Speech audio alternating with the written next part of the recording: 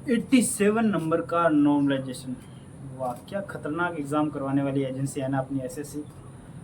Maths आती है 90 number की, मतलब एक सब्जेक्ट का जितना वेटेज है उतने नंबर के ये नॉर्मलाइजेशन कर रहे, और नॉर्मलाइजेशन भी 2 ही शिफ्ट हुई थी सिर्फ, और 4-5 नंबर का गैप रहा होगा मुश्किल से एवरेज मार्क्स में।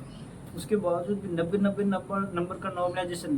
310 वालों का लिस्ट में नाम नहीं है, 280 वाले एएसओ बने हुए हैं। 300, एक लड़के के साथ 343 थे, उसका कहीं भी नाम नहीं है। 328, 332 बहुत सारे।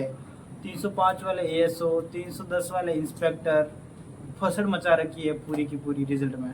और मुझे तो ये समझ नहीं आता यार, क्वेश्चन गलत कैसे बन जाते हैं? क्वेश्चन चेक नहीं होते क्या वापस? आप किसी को भी उठा लो, एक एसएससी के घटिया से घटिया स्टूडेंट को उठा लो, वो बता देगा यार ये क्वेश्चन गलत है और ये क्वेश्चन सही है। मतलब कितने क्वेश्चन बनाने होते हैं? ऐसे तो है नहीं 4-5 लाख क्वेश्चन बनाने होते हैं।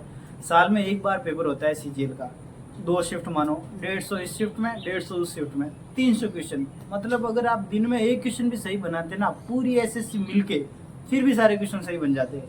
और इनसे ये 300 क्वेश्चन सही नहीं बन रहे। और ऐसा नहीं है कि ये प्रॉब्लम यहीं से शुरू होती है, ये तो प्रॉब्लम का सबसे लास्ट वाला पार्ट है। इनकी प्रॉब्लम शुरू होती है शुरू से, जब से फॉर्म स्टार्ट होता है।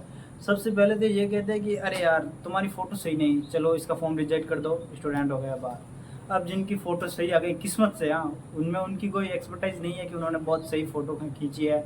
और एसएससी को भी इससे कोई मतलब नहीं है कि किसने सही खींची है और किसने गलत खींची है। बस उनमें से उसको कुछ लोगों को निकालना होता है। कुछ जिन्होंने लोगों को निकाल लेते हैं जो सच में जिसने गलत फ़ोटो खींची है, और कुछ उन लोगों को भी निकाल लेते हैं जिनकी फ़ोटो वगैरह सब सही है।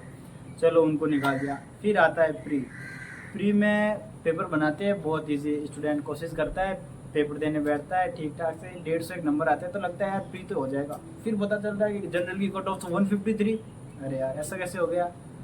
क्योंकि जो लोग स्क्राइब बिठा रहे थे उनके 170 मार्क्स, 180 मार्क्स, और जो एएसओ जेएसओ के लिए एलिजिबल थे, जिनकी एज 30 प्लस हो गई है, उनको भी इसी लिस्ट में डाल रहे हैं। वहाँ से पूरा ये बसर शुरू होता है और स्टूडेंट की हालत ख़राब कर देता है। फिर जैसे तैसे करके जब कुछ खुशनसीब लोग मेंस तक पहुँच भी जाते हैं, वहाँ भी उनकी हालत ख़राब।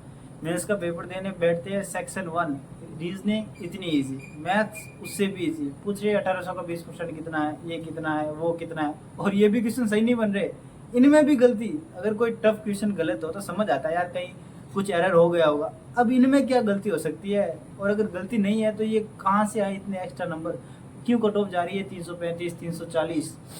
और यही हालत इंग्लिश में भी, इतना इजी कि कोई पढ़े ना पढ़े कोई मतलब नहीं है।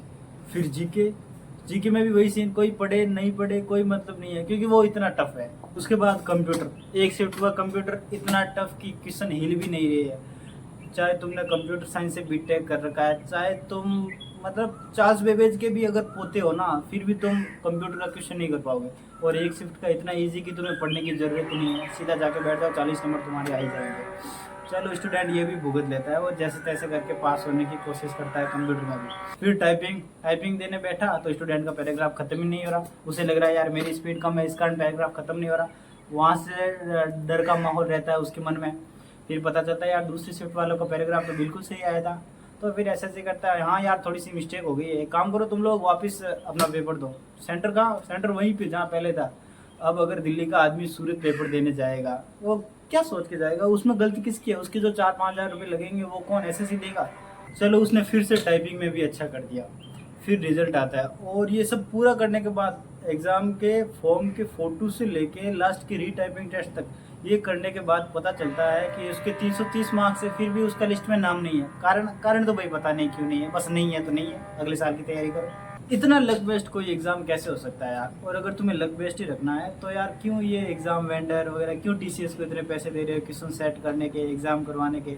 सीधी लॉटरी निकाल दो, ठेके निकाल दो कि भाई फॉर्म भर दो, जिसका लकी ड्रॉ खुलेगा उसको जॉब मिलेगी और बाकियों को कुछ नहीं मिलेगा। कम से कम स्टूडेंट को ये समझ तो आएगा कि यार कोई काम धंधा करूँ या फिर किसी और एग्ज़ाम की तैयारी करूँ, क्योंकि एसएससी तो सीधे सिक्के उछाल रही है। हेड आया तो नौकरी है और टेल आया तो तुम लोग बाहर हो। और 2025 की तैयारी शुरू करने से पहले ये सारी बातें अपने दिमाग में ज़रूर रखना कि यहाँ कुछ भी हो सकता है। मैं ऐसा नहीं कह रहा कि रिफॉर्म नहीं होगा, हो सकता है 2024 में भी एसएससी वापस रिजल्ट रिवाइज करे और अपनी चीज़ों में सुधार करे। लेकिन फिर भी एक चीज़ माइंड में हमेशा रख के चलना है कि यहाँ कुछ भी हो सकता है। और आप इन सब चीज़ों के बावजूद भी मेरी तरह अगर अपनी एसएससी की जर्नी को कंटिन्यू रखना चाहते हो तो प्लीज़ इस चैनल को सब्सक्राइब करो। एसएससी से रिलेटेड जितने भी इश्यू होंगे, जितनी भी बातें होंगी, वो मैं आपको शेयर करता रहूँगा।